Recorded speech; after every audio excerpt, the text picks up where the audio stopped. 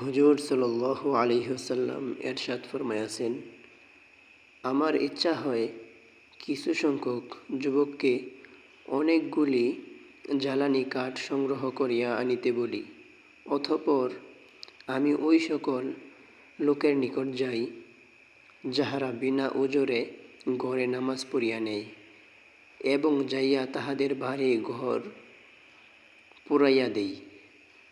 ফায়দা: উম্মতের প্রতি নবী করিম সাল্লাল্লাহু আলাইহি ওয়াসাল্লামের দয়া ও মেহেরবানি এইরূপ ছিল যে কোনো ব্যক্তির সামান্যতম কষ্টও তিনি বরদাস্ত করিতে পারিতেন না।